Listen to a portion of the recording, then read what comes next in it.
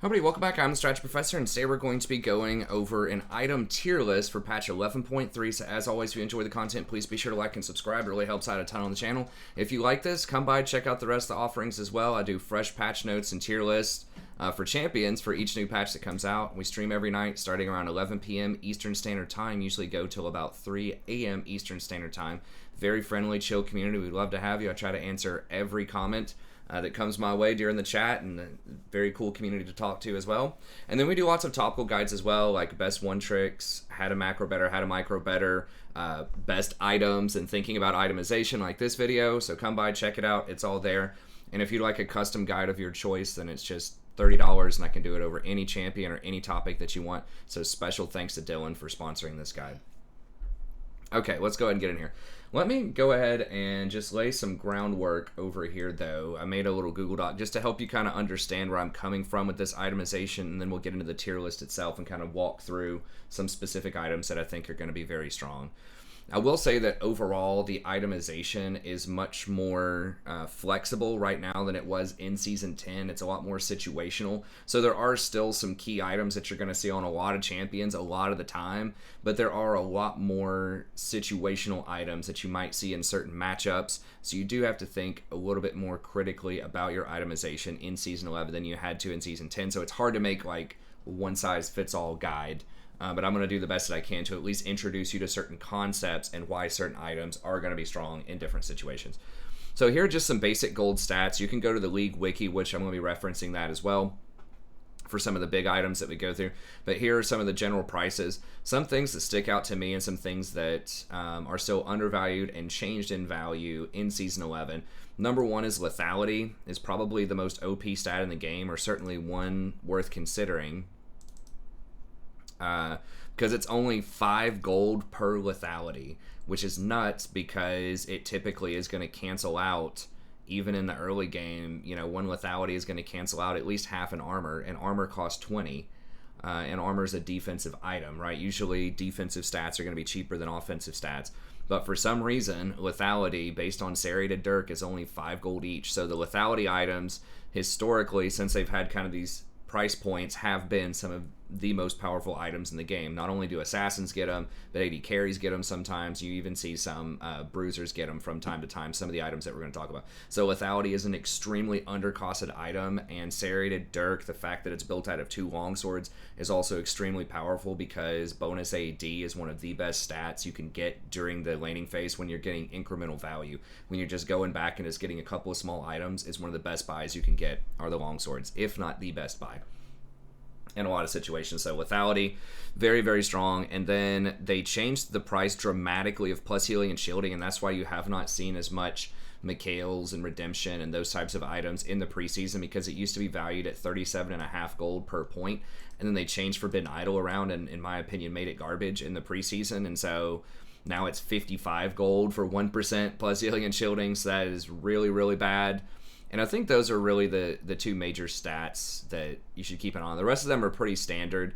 Bonus AD is much more expensive than bonus AP because usually there's a larger ratio on the champions that have bonus AD than there is AP. And of course, bonus AD also applies to auto attacks, whereas bonus AP usually doesn't.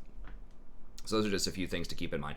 As far as resistances go, it's a pretty simple formula here. All you do is just do 100 divided by the resistance plus 100, and then whatever that difference is between the number 100 is a percentage. So I've got the formula written out there for you. Quick shorthand: 25 magic resist is about 20% reduction, 50 is 33% reduction, 75 is 43% magic damage reduction, and then 100 is 50% magic damage reduction. And it's the exact same formula with armor. So you have diminishing returns. So the more armor that you get, or the more magic resist that you get, the less valuable each individual point is going to be. So for the first 25, you know, you're getting about 80% value in terms of how much you're paying for a magic resist versus how much, you know, you're getting out of it. For 50, you're only getting a 13% increase there. For 75, you're only getting a 10% increase. And then for that last 25 there, you're only getting a 7% increase. So, you know, people tell you mathematically, oh, there are no diminishing returns. It works along this linear smooth scale, whatever. However people want to spin it, you're paying the same amount of gold. You're paying 18 gold for each point of magic resist, and you're getting less value on it over time. So you don't want to stack the same kind of resist much past 100 at least, and usually you don't want to go even that high unless you're facing a lot of magic resist over time. Usually it's better to mix in some other kind of stat, right? Either health, which is more valuable at a certain point, or just getting something offensive to kill whatever the threat is that's doing that much magic damage. So just keep that in mind.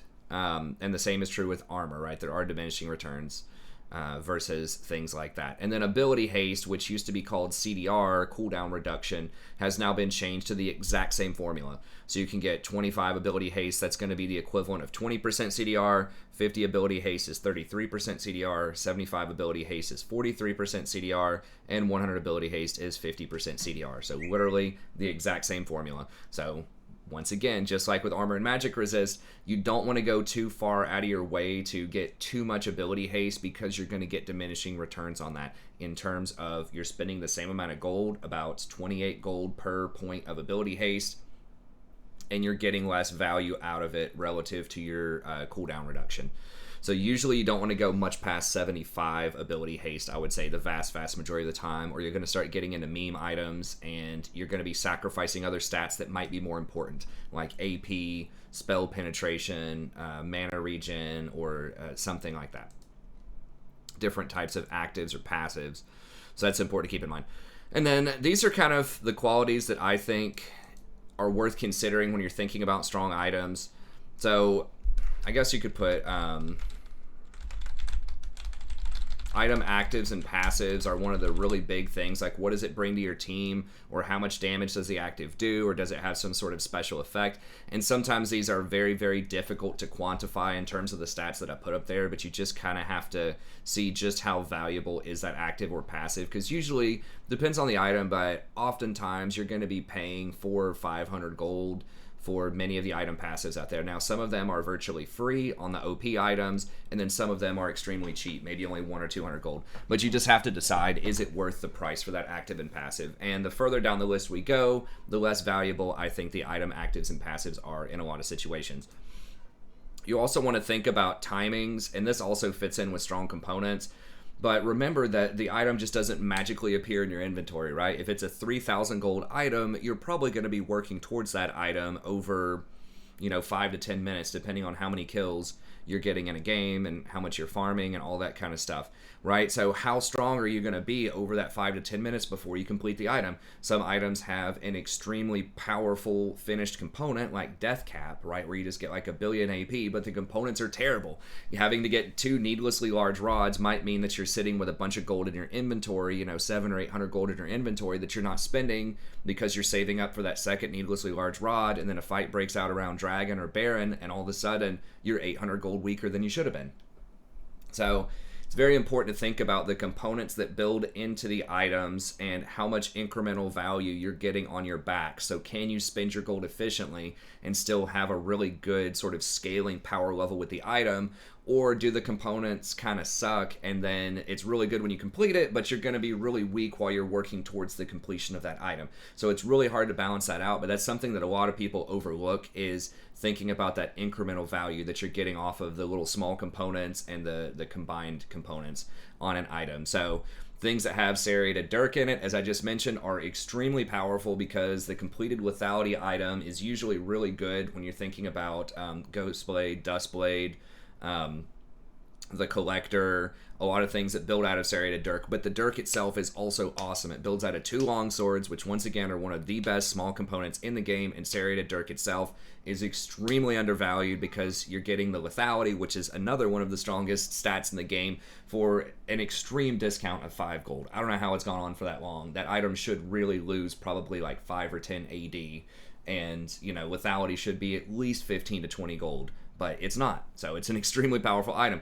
Kindle Gem is another one, right? Health is almost universally good on everybody, and ability haste is going to be good on a lot of champions out there as well. So Kindle Haste, cost efficient, really useful stats. Bandle Glass Mirror, another one, pretty decent. It's about 100% efficient on a lot of enchanters, has almost everything you want in the early game, right? It's got the mana regen, it's got AP, and it has ability haste on it, so very high quality item. On the flip side of that, you have Forbidden Idol, which is garbage, which basically just gives you mana regen and plus healing and shielding. Doesn't have any ability haste on it.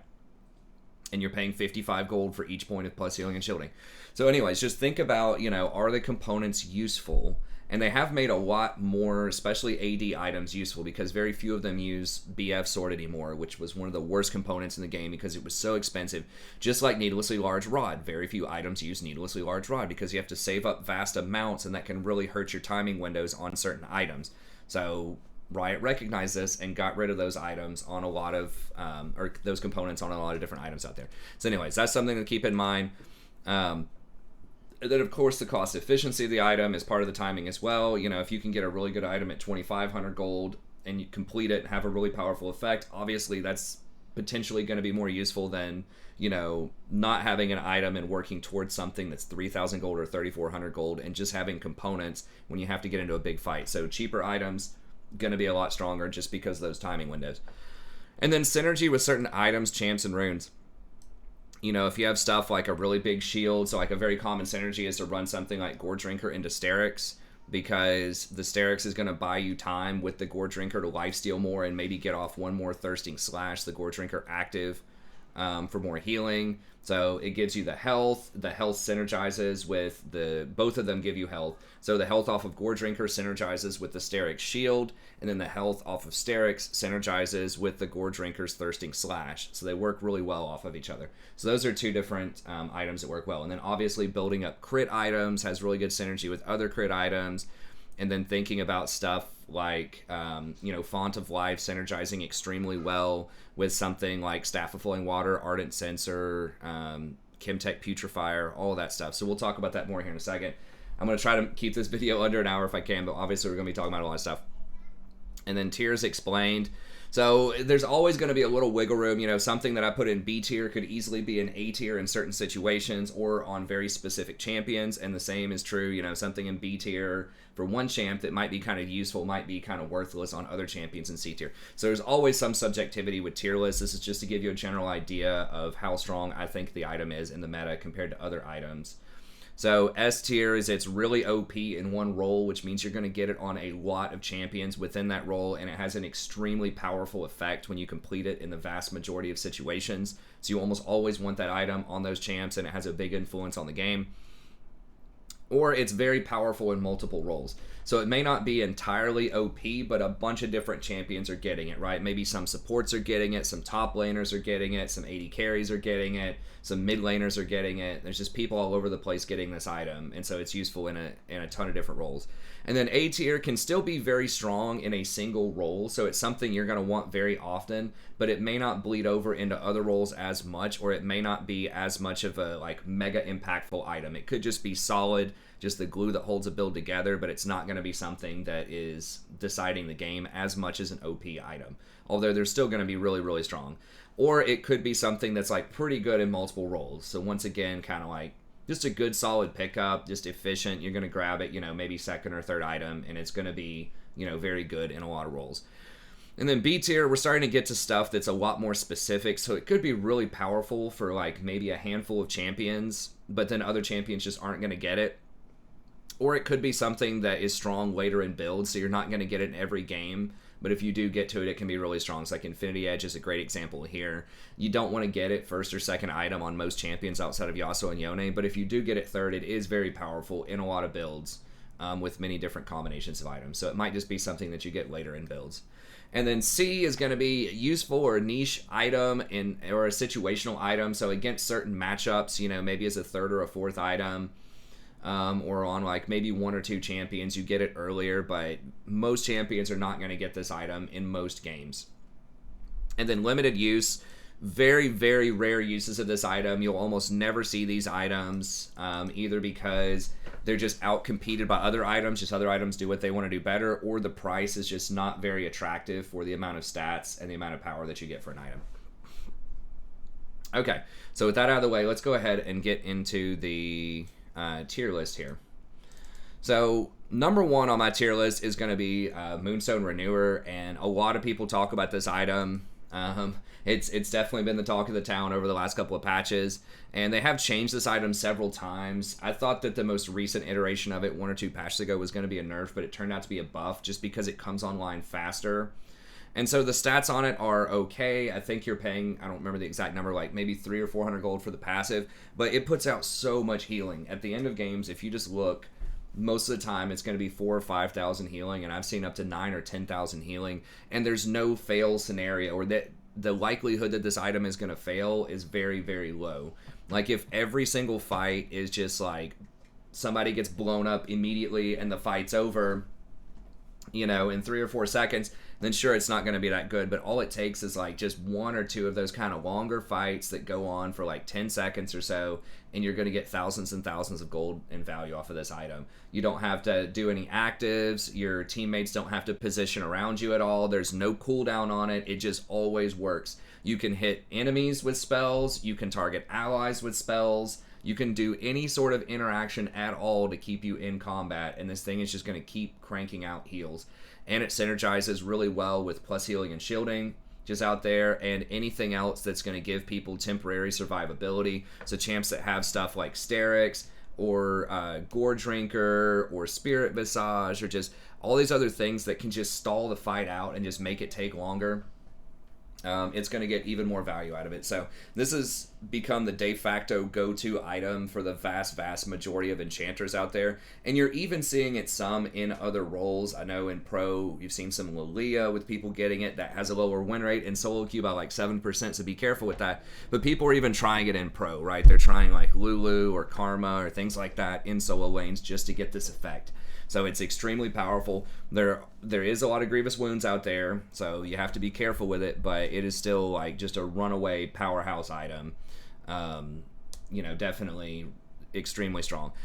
Locket is another one. It has the exact same stats as Moonstone. Well, has the same health as Moonstone, but instead of the mana regen and the AP on it, it's going to have 30/30 armor and magic resist. And then that big shield is super useful.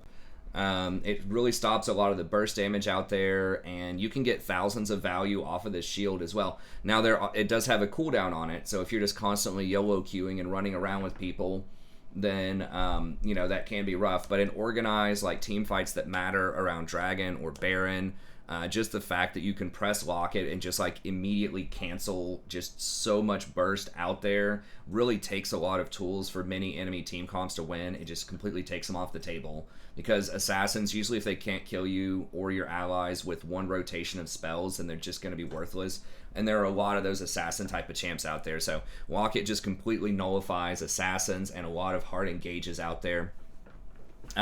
Extremely good defensive stats, great value proposition, and then it gives that aura as well, which is one of the best passives in the game. It's 2 armor and magic resist for your entire team, which doesn't sound like a lot, but in a team fight, that's basically giving out 10 armor and 10 magic resist to everybody, which is the equivalent of like 380 gold. So that's a very, very good bargain for a passive when you consider something like Moonstone. The mythic passive on that one is 5 ability haste, which is about 135 gold value. So 135 gold value versus 380 gold value per item. So that is one of the most powerful mythic passives in the game, although it doesn't seem like much until you start breaking down the math. Now, yes, that is better for 5v5 fights, but this is going to be a lot weaker in skirmishes, like I said.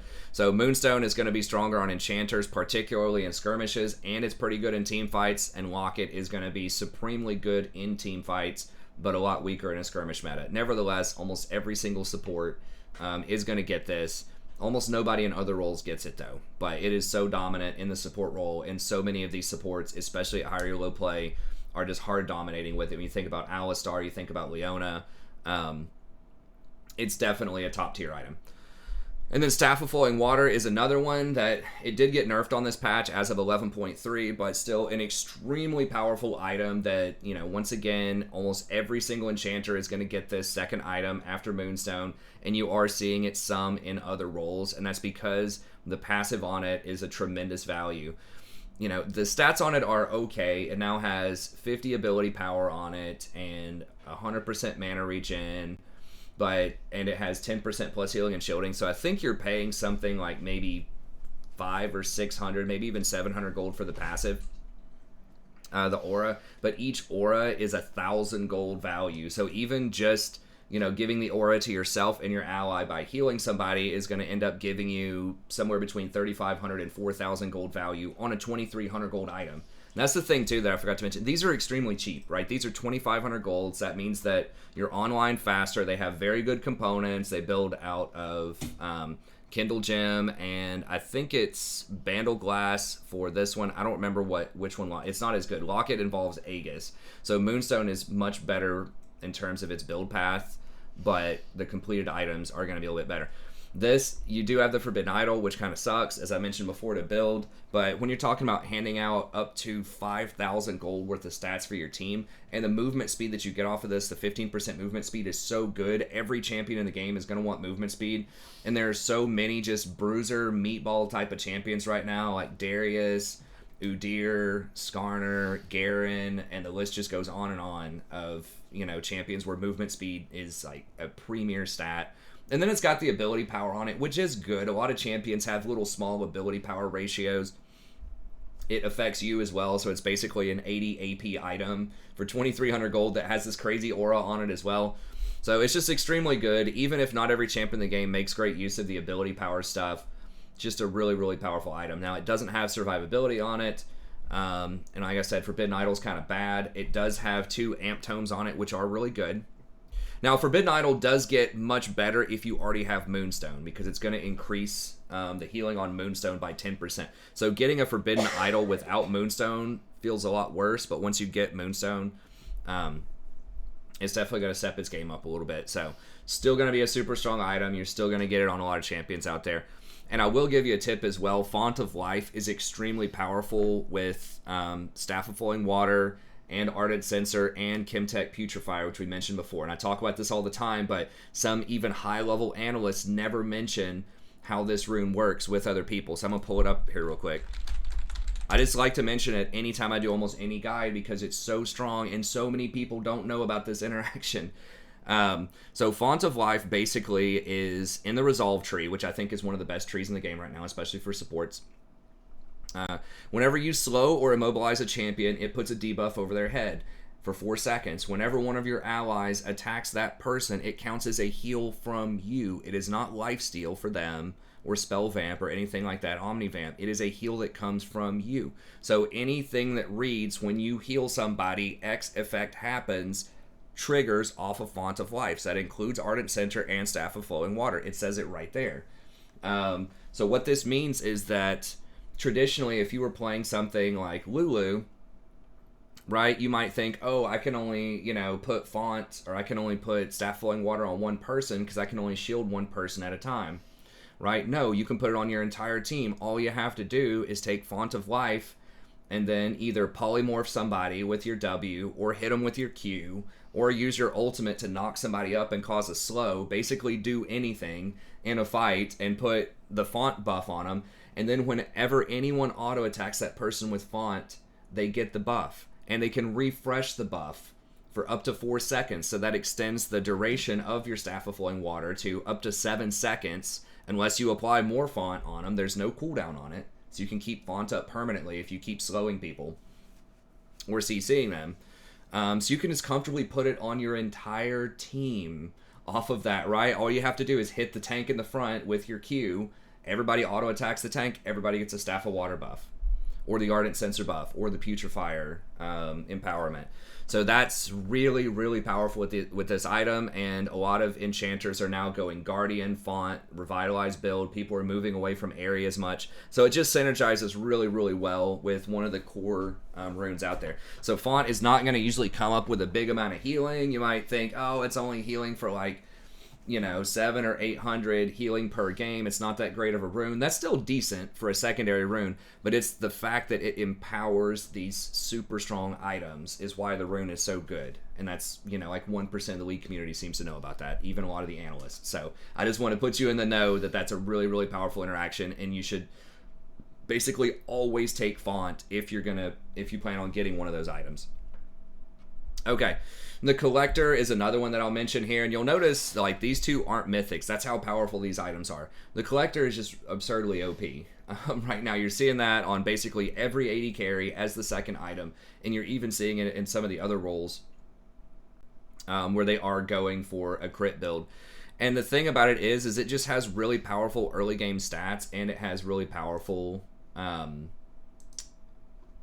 a really powerful sort of build path, right, that you're building into. And the completed item is very good, but I'm going to pull it up over here on the side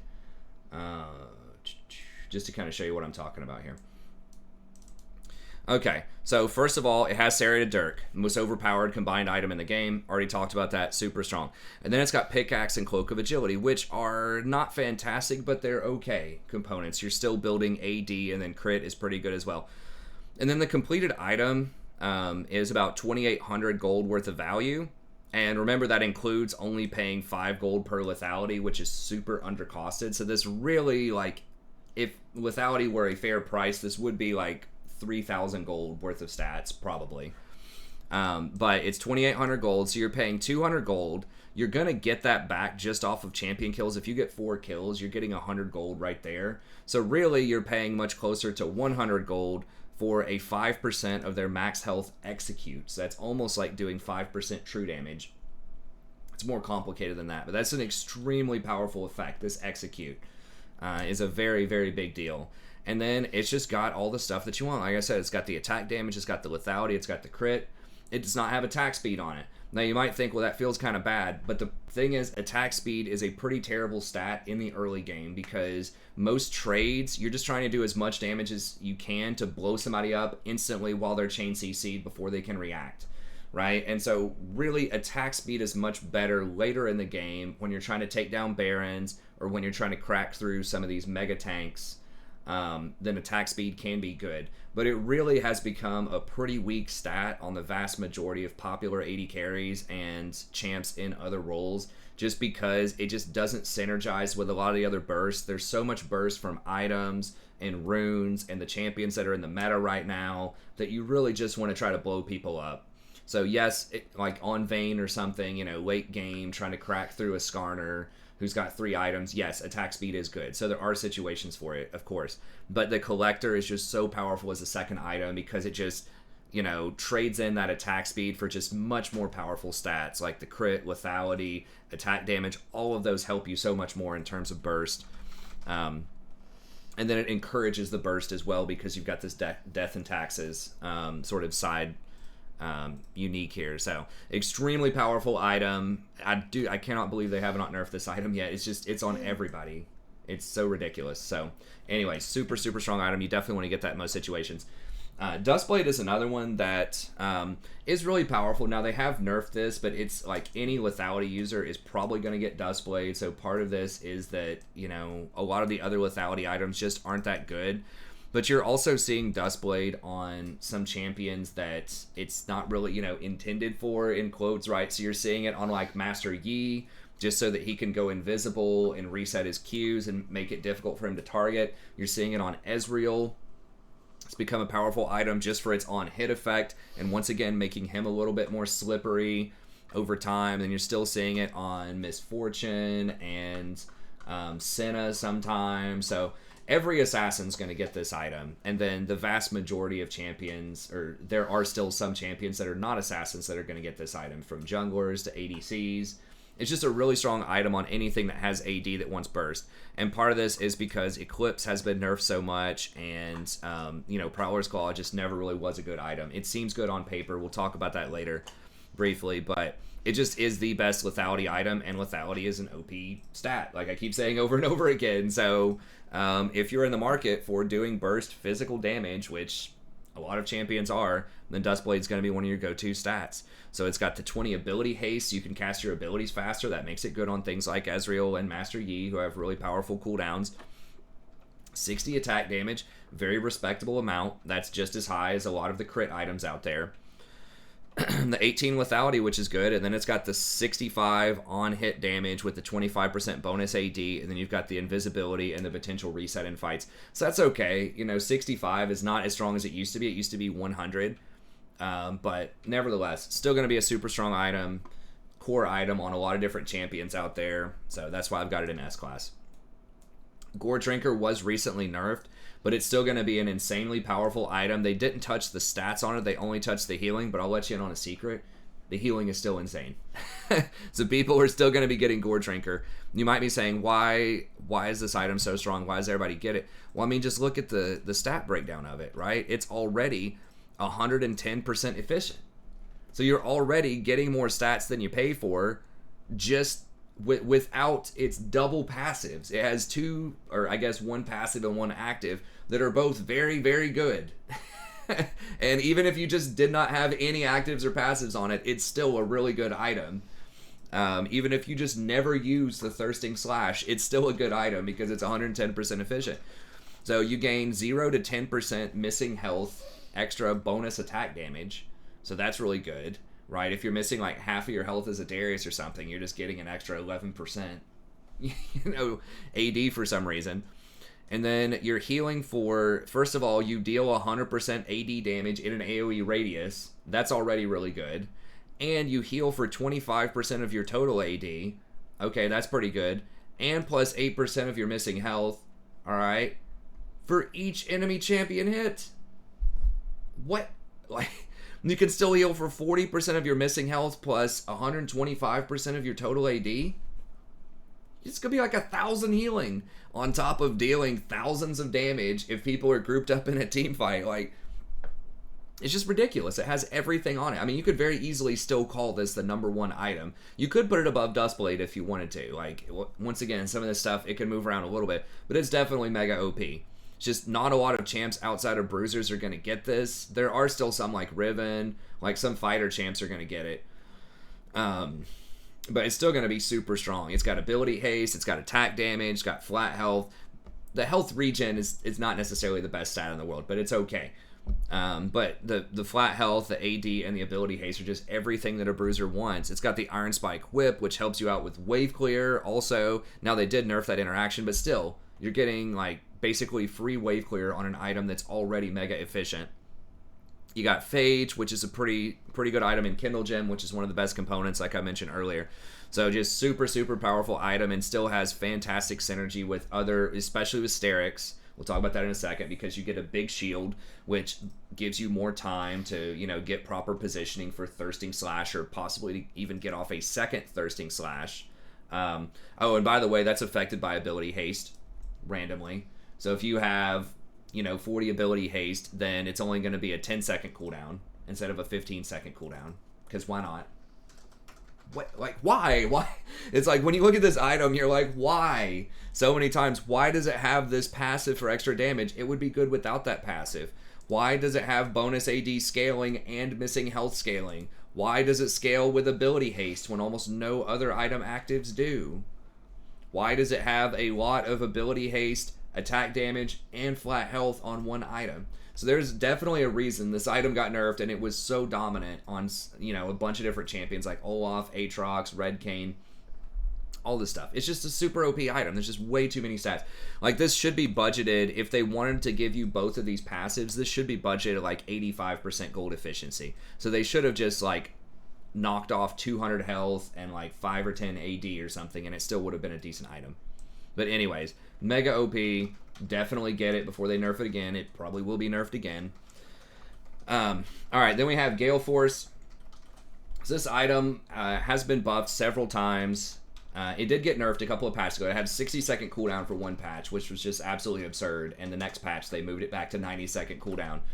But it just does, it has really high stats, and it basically gives you a free flash every 90 seconds that also is like a 300 damage execute when targets are below 50% health. It's like, why does it have that? You know what I mean?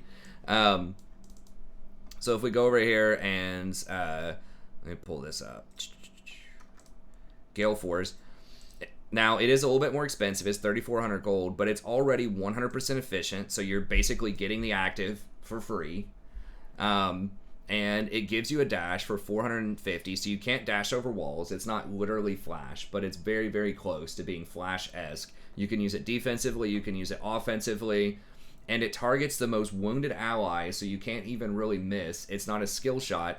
and does 60 to 105, and then scales with your bonus AD for a total of this amount. So for each missile. Now, I don't think it can all hit the same target, though. But it gets increased by 0 to 50% based on the target's missing health. It does quite a bit of burst damage, so it may not be like literally that much, but we're talking hundreds of damage, like over 200 damage on an active that's 90 seconds that basically gives you a flash as well that has really good stats.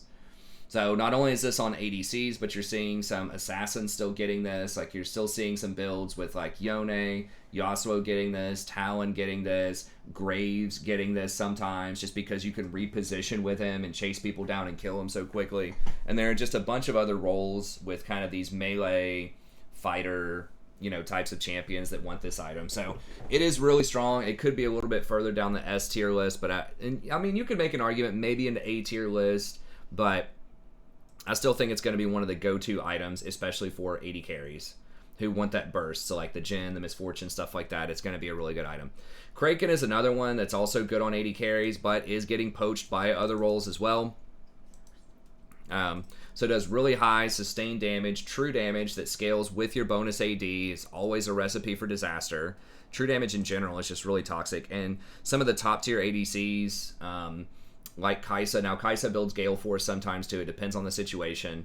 But a lot of these sustained damage champs are going to get this item. It's really good with Hail of Blades because you get off 3 attacks really quickly to trigger it. And then that also helps you trigger like Silver Bolts faster or Kai'Sa's passive faster. It's 108% efficient. So once again, kind of like Gore Drinker, you just for free get the active on it, and you even get more stats than you're paying for. Has really good components like Noon Quiver, which helps you farm your jungle faster, helps you farm your lane faster. The same was true of Gale Force. I just forgot to mention that. So really good components there.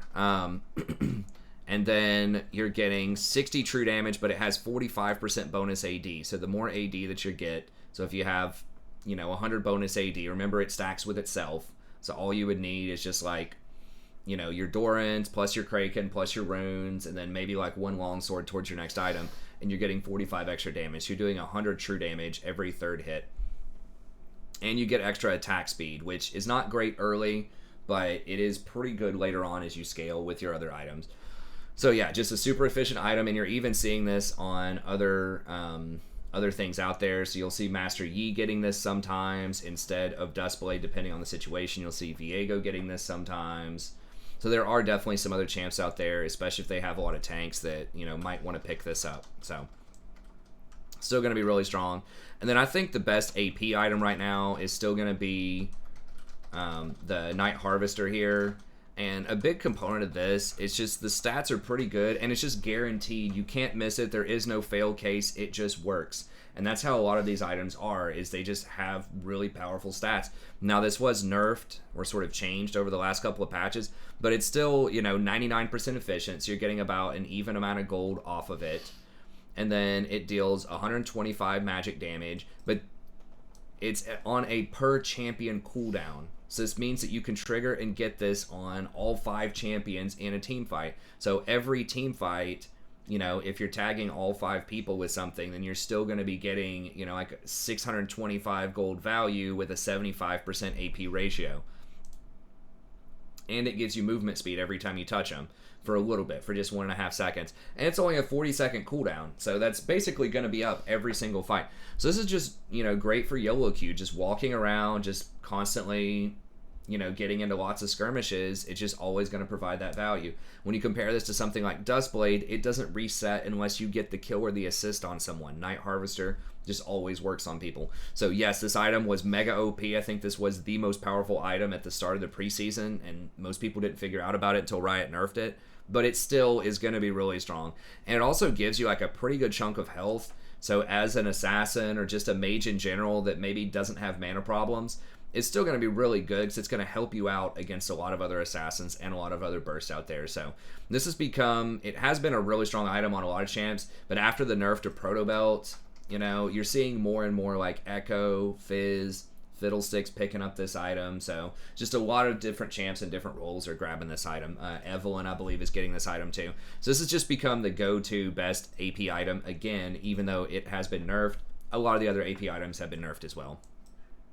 I think AP items are the most nerfed class of items in the preseason because mages have been ridiculously OP. Now, tanks were super OP as well at the beginning of the preseason, but mages were low-key, like, really strong.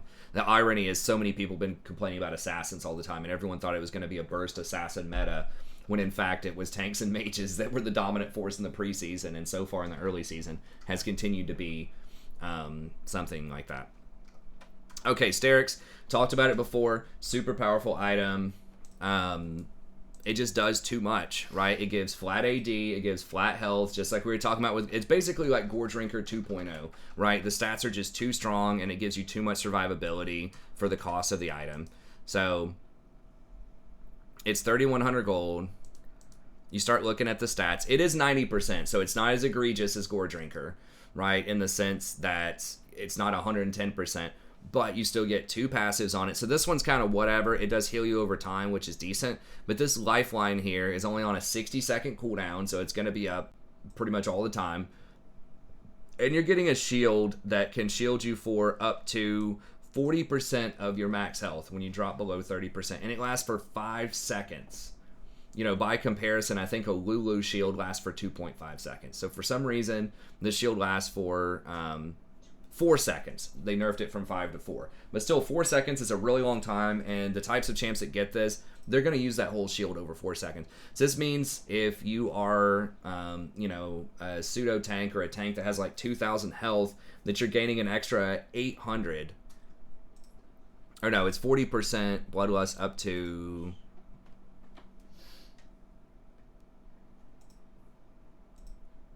Oh, it is, okay, so for melees, it is 40% of your max health. Yeah, so you're gaining a shield for 800. Like, 800 in terms of, like, if you're thinking about it in terms of what's that value for health, that's almost 2,000 gold. It probably is a little bit more than 2,000 gold worth of HP. And this is guaranteed. You can't mess it up. You get into a fight, it works.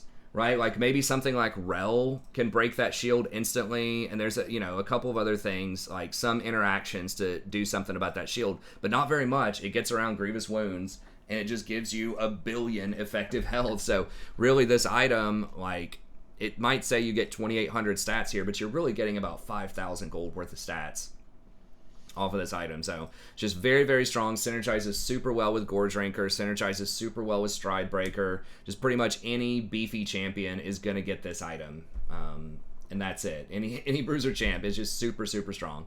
Synergizes so well with a lot of the other items out there. Then we've got Turbo Kin Tank. Now this is sort of a newer one, and you could make an argument, you know, maybe this should be out in A tier. But this has been become the go-to item for so many of these powerhouse, like, high mobility tanks out there right now. So like Udyr and Skarner, that I think are, you know, definitely S-class junglers, are getting this more and more often. You're seeing this on champions like Cho'Gath in the top lane, who, you know, has been creeping up in power. You're seeing this on things like Alistar support. You're seeing this on, like, Set support.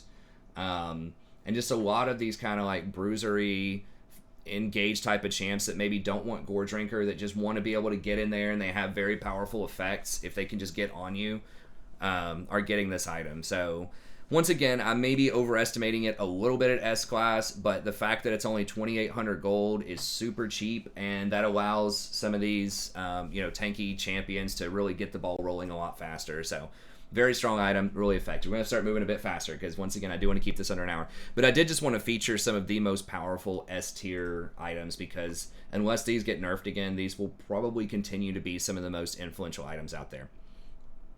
Okay, A-tier. So these are still pretty good, and you're going to see them a lot, but they aren't quite as ridiculous as some of the S-tier champs. Either they're not played on as many different champs in different roles, or they just don't quite dominate as hard all the time.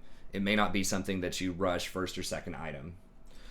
Okay, so Dead Man's Plate, still going to be super strong. They did nerf 75 HP off of it, which does matter. I mean, that's, you know, about 200 gold worth of stats. But nevertheless, it gives you a good chunk of armor, good chunk of health, and it's that movement speed. Kind of like with Turbo Kim Tank, usually you see these in conjunction with each other.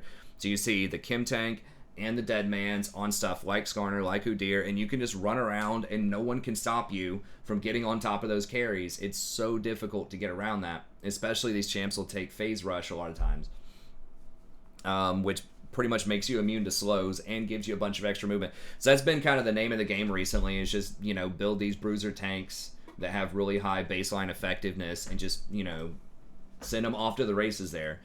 So still really strong, and you see it on other champions that aren't even the Chem Tank champions. So you'll see this a lot of times on stuff like Darius and Garen, who are really strong in the top lane as well, who are going to be getting Stride Breaker to go along with it.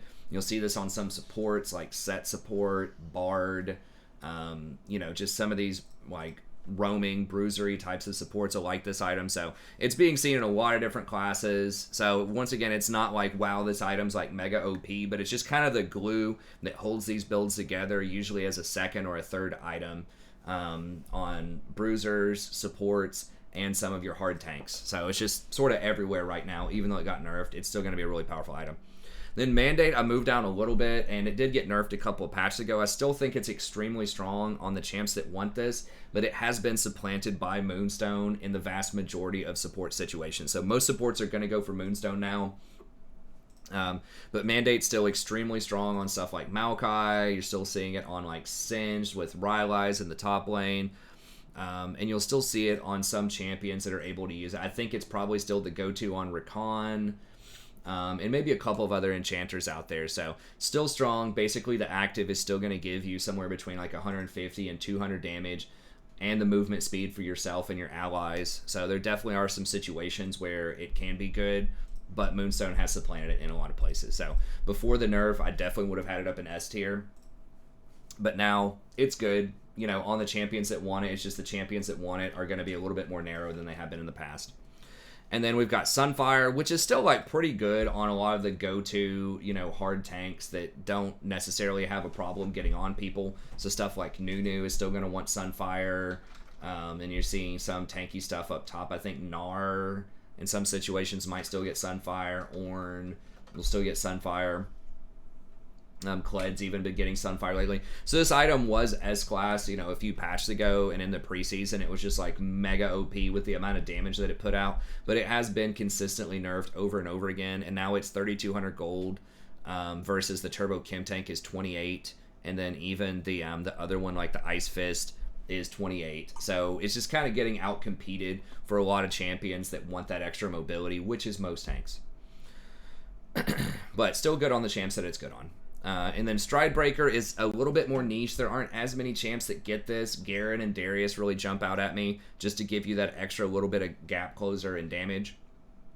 But you can still see this on other champs. It's just not built as often. So like Hecarim, this is a pretty common item. I think you'll see this sometimes on Fiora to help her position. Sometimes you see this on like Vi. So it's definitely out there. I think you could even see this on Udyr as a decent item, although Chem Tank has been more popular. It's good. It's solid. It's just not usually the first choice on most champs. It's something that has less representation, but it usually has a pretty high win rate, so pretty decent choice.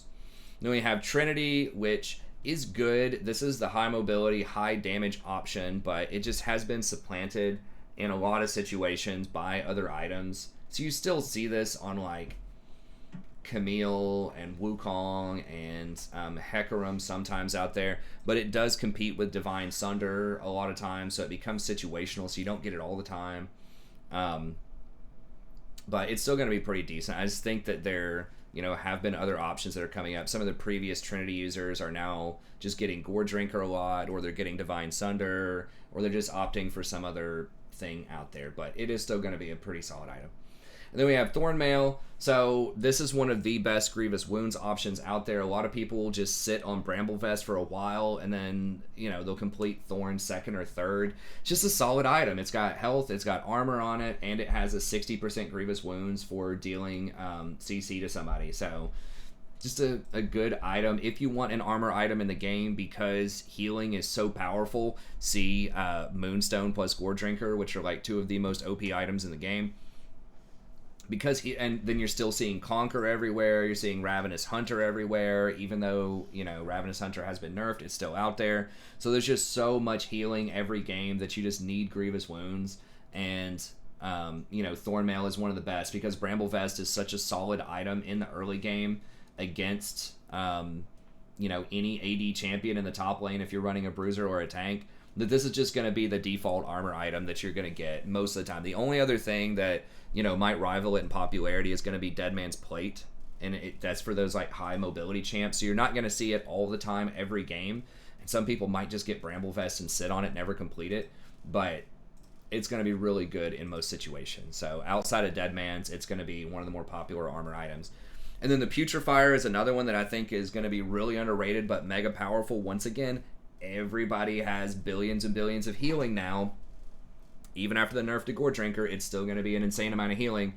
So I think that this item is just really good. And once again, it works with Font of Life, right? So if you just W somebody and your allies hit them, you know, with a Jano or something, if you just apply any slow, it's going to give your whole team that Putrefier. And Malachi, it's really, really good on Malachi, who I think is one of the top tier supports right now because his seeds will trigger it, right? So if his seeds slow somebody and then your team goes up and attacks them, it's going to be the 60% debuff pretty much the entire time until they die. So it has really like nice stats on it. It's only 2,300 gold. It's got 20 ability haste. If you're a champion that really, really likes ability haste, then you might even get this over Staff of Flowing Water in some situations. So someone like Rakan, who does like Staff of Flowing Water, but if you're against a lot of healing, you really like ability haste too because you have long cooldowns that are high impact, right? Your ultimate and then your W and your E are both going to be 12 seconds cooldown each. It really hurts not to have the cooldown reduction on Staff of Flowing Water. So if you're a champ that wants that CDR, Kim Tank is great. It's got the mana regen, it's got 50 AP on it, which is solid. That's the same as Staff. Now Staff, once again, does give you about that 30 once you trigger it, but it still has respectable stats on it. And the 60%. The other game, just for example, like last night, you know, I tried this out on Maokai, and the Oblivion Orb component, I basically just went for Mandate and then straight rushed Kim Tank. And I had like 3,000 or so reduced healing off of Oblivion Orb. And then as soon as I got Kim Tank, the very next fight, it was literally 5,500 reduced healing in that fight. It was against a Moonstone champ. I think it was like Yumi or something. And then there might have been one other champ that had like a Gore Drinker or something in it. It's just insane. By the end of the game, when you combine it with Morello's, it was like 10,000 reduced healing, which is basically damage, right? Reduced healing is the same thing as doing damage to them. So it's an absurdly powerful item, and a lot of people are going to underestimate it. So super, super strong. Definitely consider it. If you're against another Moonstone user or a Gore Drinker user or whatever, you might even want to get this second over Staff of Flowing Water, and I would say it's almost a lock for third on most enchanters. But I might even get it second in a lot of situations. So I thought about putting it up here, but it is more likely that you would have this third than second. Although, once again, you know, maybe 30% of the time, 40% of the time, you might want to do it second, depending on the matchup. Okay, and then Shield Bow is another one that's like, it's okay on 80 carries. It depends on the situation. Obviously, on Samira, it's good. On Draven, it's good. But I have it up here in A instead of B just because there are other roles that get this as well. So like Yasuo and Yone might like this sometimes. Graves gets this occasionally. So you do see it bleed over into other roles as, you know, a pretty good buy with certain kinds of builds. So it is, you know, it is a healing item, so it is going to get reduced by Thornmail and the Kim Tank or whatever. The Putrefier, rather. Kim Tank Putrefier. But nevertheless, can still be a pretty strong item in some situations. So I went ahead and put it up here. And then Lichbane is still going to be good situational. I mean, it's going to be a core item on AP Assassins. You don't see it much outside of that, so it's like a second item, sometimes a first item. It did get nerfed recently, but you do see it on Udyr sometimes. You do see it on, like, Kayle sometimes. So there are some champs that might like Lichbane outside of their core users, but it is still going to be a very good item on the, you know, select group of people that like that. Similar with Demonic Embrace, very good on the dot damage types of champs out there, so solid second item on those. You do see it occasionally on, you know, some other champs that aren't the dot damage champs that are like tanky type of champs, so like Singed, he is dot, but he does have tanky builds as well. And then obviously going to be really good on stuff like Swain, stuff like Malzahar. So it's niche, but it is pretty good, puts up some pretty solid numbers. Liandry's is very good. It is a popular item, but it does compete with Ludens, with mages, and these are for the mana-hungry mages. So you aren't going to see this as much on champions in the jungle. You do see it on Lilia in the jungle. So it shows up occasionally. Same thing with Ludens. But this is pretty much just going to be mages in the mid lane that want the mana. So it's a solid item. It'll put up some good numbers for you. Almost thought about putting Leandre's up in S tier. But I still think that if you don't have mana problems, or if you're an assassin, I think there's just more people where Night Harvester is going to be a lot stronger. And it does more like upfront, burst damage on something. Whereas the Leandre's is more of a damage over time. So people have time to heal through it with their lifesteal or shields, or get a Triumph proc, or whatever. So just a little bit lower. Zanya's, this is going to be an item 100% you go to if it's like a mage versus an AD champion. You're going to get Seekers, and then eventually you're going to turn it into Zanya's. And it just has a really, really powerful outplay potential if you use it in the right situation. It's only 2,500 gold. So you're not going to get it every game, but if you're matched up against AD, it's probably an 80 or 90% chance that you're going to get Seekers, and you're going to complete this at some point. So super strong item in the right situations, but... you're not going to get it all the time. And then Eclipse I have down here. There are still some champs that like this. You could definitely make an argument for this going into B tier. But it's okay. Like, it's not outstanding, but it's a decent item. It has been nerfed a lot. It's a decent item on the types of champs that want this. I think a lot of people that want Eclipse would just get Duskblade now. But you might still get Eclipse sometimes. Morellonomicon, still good. If you have to get it as a mid laner, it's alright. A lot of people probably just sit on Oblivion Orb. It's a lot better if your support would get the Putrefier, if they can, if they're an enchanter, or if one of your tanks gets Thornmail. But it's still a pretty decent cost. You're paying like 200 or 300 gold for the Grievous Wounds. Has health on it. It's good if you're against an assassin, if you need the extra HP, but it doesn't have spell pin on it, doesn't have mana regen, and doesn't have like a burst damage active type of thing to it. So it's decent. And then we've got Ravenous Hydra here. Has been nerfed, but still going to be a pretty solid second or third item option on like a Camille or a Fiora. You even see it on Ezreal sometimes. Kha'Zix and Rengar might like this. I've seen it on Zed from time to time.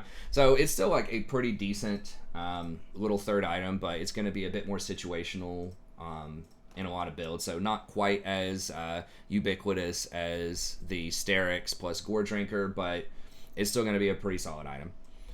And then Spirit Visage is the go-to magic resist item just because of its synergy now with a lot of the healing, with the Gore Drinker, with the Moonstone, all those things, and even with Sterix, because don't forget, it works with shields now. So very, very good with Sterix, good with any sort of shielding support, so going to be a solid item.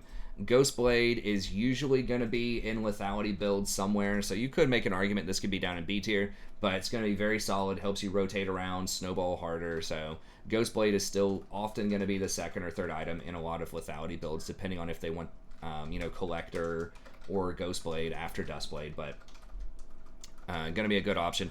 Infinity Edge, super powerful staple, on AD carries, but you're not going to get it till third item. Most AD carries will get it third item that are popular right now, and you do see it on Yasuo, Yone, I think Tryndamere eventually will get this item, so there are a few other champs that will get it, but it's a bit more situational. Divine Sunder, going to be very solid on a lot of Bruiser type of champs. I mean, even Camille will get this into some matchups where she might get bursted out against assassins. You see it on champs like Ezreal, you see it on Hecarim. So it's on a whole bunch of different kinds of champs. And Nasus, it's very, very good on Nasus. So it's a Sheen item that has a lot of health, that has a lot of effective lifesteal on it as well. So really solid, very underrated item, but very good on the champions that it's good on. And then Banshees just got buffed on this patch, so I think you're going to be seeing this a lot more. That bubble is really good against engages, and especially in like a mage-on-mage fight middle, just having that extra magic resist can be a very big deal. And, it's only 2,500 gold, so very good bargain for the stats that you get. And that's pretty much it as far as we have time for here, because I do want to keep this under an hour. I did go ahead and place the rest of them, you can see here really quickly. So a lot of these are pretty good, in the second row in the B tier, but they are very situational. They're just used on a handful of champs, or they're built third or fourth item situationally, just a little bit less than the A tier stuff. And then the C tier, like sometimes these are bait items. They can be good, like situationally. Mage Eyes is really good. Maybe Frozen Heart against heavy AD teams. You know, maybe Force of Nature, but probably Spirit Visage a lot of the times. Gargoyle situationally. And then some of these items down here are usually trap items. Like, they just get out-competed by other items mostly. Like, why are you going to get Randuin's when you could get Dead Man's Plate or Thornmail most of the time? Right? Like, why are you going to get Sanguine Blade when you could just be getting something like the Collector or Ghost Blade? Right? So, thank you very much. Hope you enjoyed this. Thanks again to Dylan for sponsoring this. If you'd like to sponsor a guide yourself, just email me at thestrategyprofessor@gmail.com. Let me know what you have in mind, and I'll see you next time. Have a good day.